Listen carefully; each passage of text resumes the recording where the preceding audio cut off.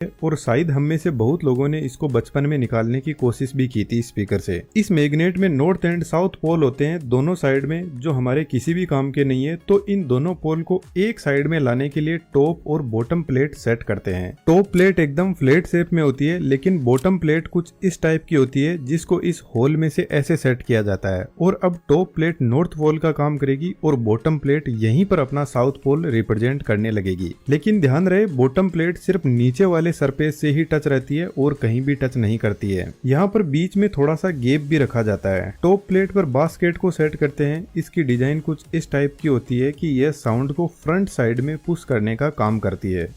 अब आता है सबसे इम्पोर्टेंट पार्ट, जिसको ड्राइवर मोटर या वॉइस कोइल बोल सकते हैं। यह एक इलेक्ट्रोमैग्नेट होती है जिसमें एक सिंपल वायर को कुछ इस तरीके से सेट किया जाता है कोइल बनाकर, और यह भी same to same permanent magnet की तरह ही काम करती है। लेकिन कंडीशन यह है कि जब तक इसमें हम सप्लाई देंगे तभी तक यह मैग्नेट की तरह काम करेगी, उसके बाद में नॉर्मल वायर हो जाएगा। इसका जो मैग्नेटिक फील्ड होता है उसको हम कंट्रोल कर सकते हैं। यदि हम सप्लाई कुछ ज्यादा करेंगे तो इसका मैग्नेटिक फील्ड स्ट्रॉन्ग बनता जाएगा और इसके उल्टा कम करने पर वीक मैग्नेटिक फील्ड बनेगा। इस वॉइस कोइल को सेट किया जाता है परमानेंट मैग्नेट के इस गैप में, और यह कोइल यहाँ पर फ्रीली अप डाउन कर सकती है। जब इस कोइल को हम सप्लाई देंगे तो इसका मैग्नेटिक फील्ड जनरेट होगा और यह फील्ड नॉर्थ और साउथ पोल क्रिएट करेगा। इसी टाइप से यहाँ पर परमानेंट मैग्नेट का फील्ड भी है। परमानेंट मैग्नेट का यह साउथ पोल और इस कोइल का साउथ पोल एक दूसरे को रिपेल करेंगे, जिससे परमानेंट मैग्नेट इस कोइल को च्युइंगम की तरह बाहर फेंक देगा। लेकिन हमें ऐसा नहीं करना है। यदि हम चाहें तो हम इतनी ही सप्लाई देंगे कि कोइल थोड़ी सी बाहर आएगी और वापस सप्लाई को कम कर देंगे तो वापस अंदर चली जाएगी। इस तरीके से यह कोइल इस गैप में अप डाउन करने लग जाएगी, जिसका अभी तक कोई भी मतलब नहीं है।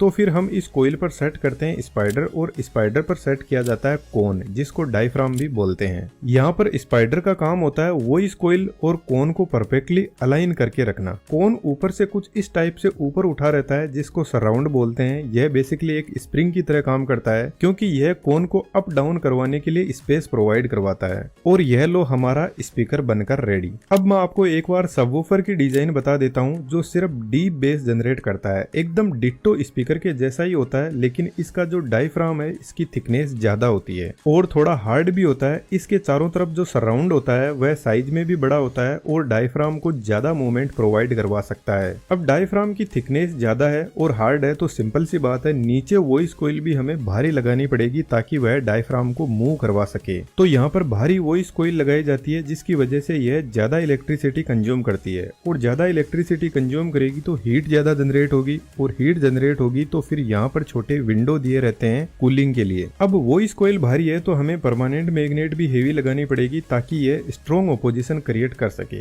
और यह लो हमारा बेस स्पीकर भी बनकर रेडी हो गया। जब हम स्पीकर को एम्पलीफायर से कनेक्ट करेंगे तो एम्पलीफायर साउंड सिग्नल भेजना शुरू करेगा, जो बेसिकली एक इलेक्ट्रिक सिग्नल ही होते हैं। इलेक्ट्रिक सिग्नल से कोइल अपने आसपास में मैग्नेटिक फील्ड जनरेट करेगी और इस मैग्नेटिक फील्ड से कोइल अप डाउन मूवमेंट करना स्टार्ट कर देगी। यह मूवमेंट स्पाइडर के पास में जाएगा और स्पाइडर डायफ्राम को मूव करवाने लगेगा, जिससे हमें स्पीकर से सॉन्ग सुनाई देगा और सबवूफर से जबरदस्त बेस। मेरे ख्याल से आप में से किसी को भी समझ नहीं आया होगा कि यहाँ पर साउंड और बेस एक्चुअल में जनरेट कैसे हो रही है। अब जो आप मेरी वॉइस सुन रहे हो, इसको मैं किसी ऑडियो एडिटिंग के सॉफ्टवेयर में डालता हूँ तो इसमें कुछ साउंड वेव दिखाई देने लग जाती है। यदि मैं इन वेव फॉर्म को जूम करते जाऊंगा तो साफ साफ यहाँ पर आपको एक पैटर्न दिख जाएगा कि यह वेव फॉर्म एक्चुअल में किस तरीके से मूव कर रही है। वेव फॉर्म ऊपर जाएगी तो डायफ्राम बाहर आएगा, नीचे आएगी तो वापस पीछे आने लगेगा। बेसिकली डायफ्राम हवा के पार्टिकल पर फोर्स लगाता है और डायफ्राम के पास वाले हवा के पार्टिकल आगे वाले पे फोर्स लगाएंगे, और यही एयर पार्टिकल हवा में एक दूसरे पे फोर्स लगाते हुए हमारे ईयर्स तक पहुंचते हैं वेवफॉर्म के पैटर्न में। एक आपके लिए छोटा सा क्वेश्चन है, साउंड की मैक्सिमम स्पीड कौन से मीडियम में होती है?